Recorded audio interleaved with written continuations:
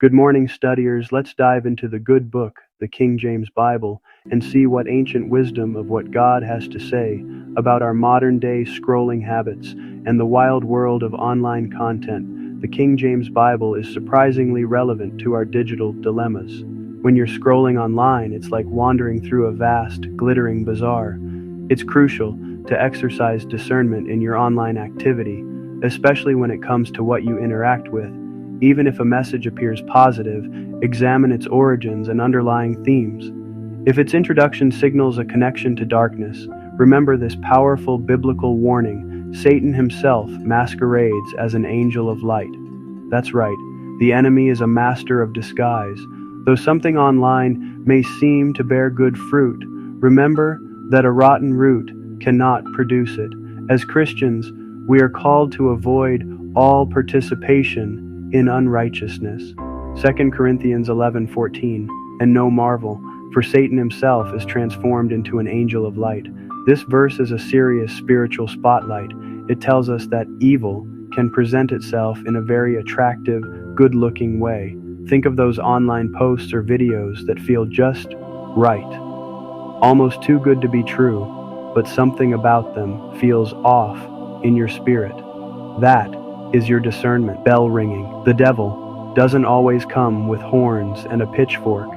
Sometimes he comes with a calming voice and a seemingly uplifting message designed to lead you astray.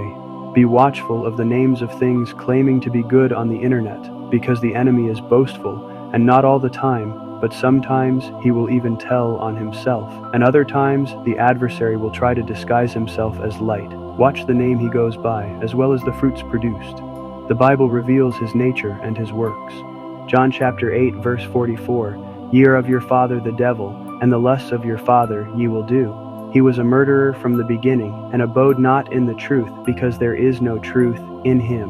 When he speaketh a lie, he speaketh of his own, for he is a liar, and the father of it." Here, Jesus pulls back the curtain on the devil's true nature. He's a liar, a murderer, and has no truth in him. When you see content online that thrives on deceit, fear, division, or encourages harmful actions, you're seeing the fruits of the enemy's work. The devil's boast often reveals itself in the chaos, confusion, and despair that his lies produce.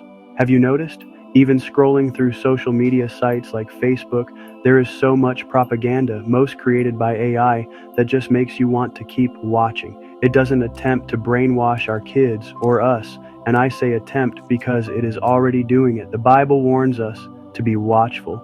When you find yourself just scrolling and scrolling, maybe you should take control and say, "No, enough." 1 Peter chapter 5 verse 8 says, "Be sober, be vigilant, because your adversary the devil, as a roaring lion, walketh about, seeking whom he may devour." This verse is our spiritual alarm clock. Sober means clear-headed, and vigilant means watchful. When we're mindlessly scrolling, we're not being sober or vigilant. We're opening ourselves up to whatever the roaring lion wants to throw our way. This roaring lion loves to exploit our natural desire for entertainment and information to lure us into endless, unproductive scrolling that devours our time and focus. The movie industry puts filth on our screens. They blaspheme against God. And many Christians just keep watching. Does the Bible not say, "Take no part in unrighteousness"? Studiers, you have choice, and you have Christ if you only choose to accept him. Turn your back on iniquity. Turn the channel, or better yet, go read the Bible. If you keep one foot in the enemy's camp, how can you keep your head in the court of God Almighty? Ephesians chapter 5 verse 11.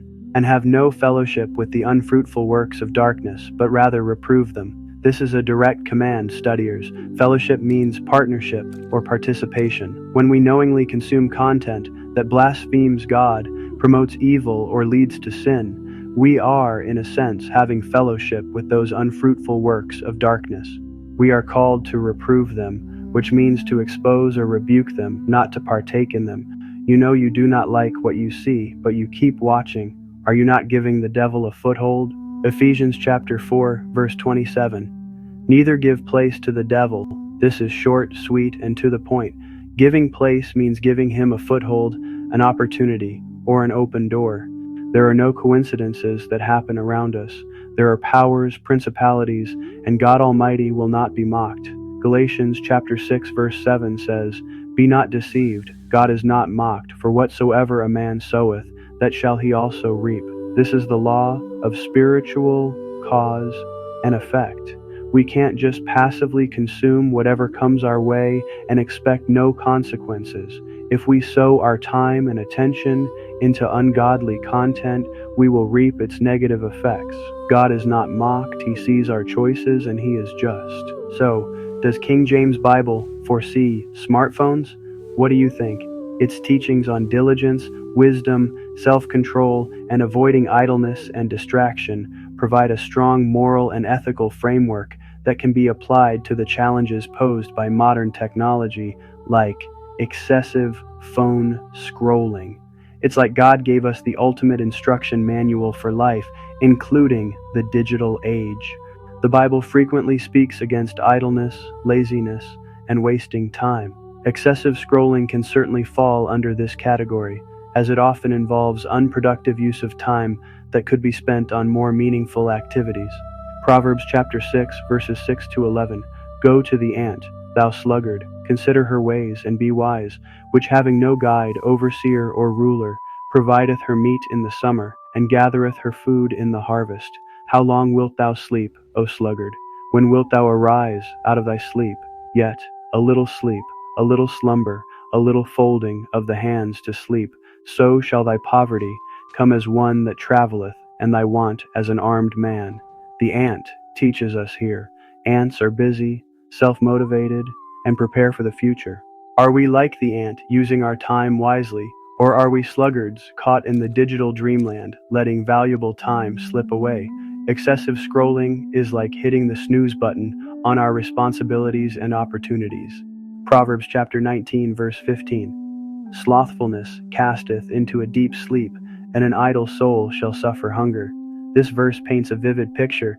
An idle soul is like a stomach growling from spiritual hunger because it's not being fed with good things. Scrolling all day might fill our eyes, but it leaves our souls empty and suffering hunger for genuine purpose and connection. Proverbs chapter 31, verse 27. She looketh well to the ways of her household, and eateth not the bread of idleness. This verse is a shining example of a life well lived. The virtuous woman is not found lounging around, but actively managing her life and home. For us, this means being intentional with our time and not eating the bread of idleness by endlessly consuming content that doesn't build us up or serve God's purposes. Ecclesiastes chapter 10, verse 18. By much slothfulness the building decayeth, and through idleness of the hands the house droppeth through. Imagine your life as a grand building. If you're slothful and your hands are idle, like when they're glued to a phone, mindlessly scrolling, your building starts to decay. Your relationships, your spiritual life, your goals, they all start to drop through from neglect. Let's keep our buildings strong. 2 Thessalonians chapter 3, verses 10 to 11. For even when we were with you, this we commanded you, that if any would not work, neither should he eat. For we hear that there are some which walk among you disorderly, working not at all, but are busybodies. The idea of busybodies can relate to aimless engagement with others' lives, which can be a result of excessive social media use. Here, Paul lays down the law: if you don't work, you don't eat. And then he throws in the busybodies warning. Think about it. A lot of social media scrolling involves being busybodies in other people's lives, often without any productive outcome. It's like endlessly watching someone else's garden grow instead of tending to your own. 1 Timothy chapter 5, verse 13. And withal they learn to be idle, wandering about from house to house, and not only idle, but tattlers also, and busybodies, speaking things which they ought not. This verse connects idleness directly to gossip and meddling. In our digital age, wandering about from house to house can easily translate to endless scrolling through social media feeds, leading to tattling, spreading rumors, and being busybodies in online drama. Let's use our thumbs for better things. Distraction and fickleness. The Bible also warns against being easily distracted or having an unfocused mind, which can hinder productivity and spiritual growth. Hebrews chapter 12, verse 1. Wherefore, seeing we also are compassed about with so great a cloud of witnesses, let us lay aside every weight and the sin which doth so easily beset us, and let us run with patience the race that is set before us. Excessive scrolling could be seen as a weight or sin that easily ensnares us by diverting our focus from more important pursuits. Life is a race, and we've got a cheering section of witnesses, faithful saints who ran their race. To run well, we need to lay aside every weight. Could endless scrolling be a weight that slows us down, or even a sin that easily besets us by distracting us from our spiritual journey? Absolutely. Let's drop those digital weights and run free. Luke chapter 21, verse 34. And take heed to yourselves, lest at any time your hearts be overcharged with surfeiting and drunkenness and cares of this life, and so that day come upon you unawares. While not directly about phones, cares of this life can certainly include modern distractions that consume our time and mental energy. This verse warns us about our hearts being overcharged, just as too much food, surfeiting, or drink, drunkenness, can overwhelm us. The cares of this life, including the overwhelming influx of information and distractions from our phones, can overcharge our hearts and minds, making us unprepared for what truly matters. Philippians chapter 4, verse 8. Finally, brethren, whatsoever things are true, whatsoever things are honest, whatsoever things are just, whatsoever things are pure, whatsoever things are lovely, whatsoever things are of good report, if there be any virtue, and if there be any praise, think on these things. This is our mental filter, studiers.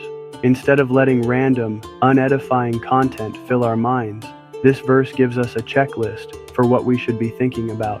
When we scroll mindlessly, we're often filling our minds with the opposite of these things. Colossians chapter 3, verse 2.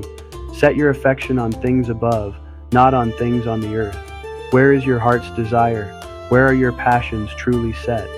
Is it on the fleeting trends and endless entertainment of this earth, or on the eternal truths and purposes of things above? This verse is a powerful call to shift our focus from temporary digital delights to lasting spiritual treasures. The Bible emphasizes the importance of making wise use of our time, recognizing its preciousness. Ephesians chapter 5, verse 16, redeeming the time because the days are evil. This is our golden rule for time management. Redeeming the time means buying it back, making the most of every moment as if time were a precious commodity. In a world where the days are evil and distractions abound, we must be intentional about how we spend our limited time. Every minute spent scrolling mindlessly is a minute we could have redeemed for something eternal and fulfilling. So, next time you feel the endless scroll calling your name, remember these powerful truths from the King James Bible. I'm Randy Fuchs. Let's be wise, discerning, and intentional with our precious time, choosing to honor God with every click and every moment.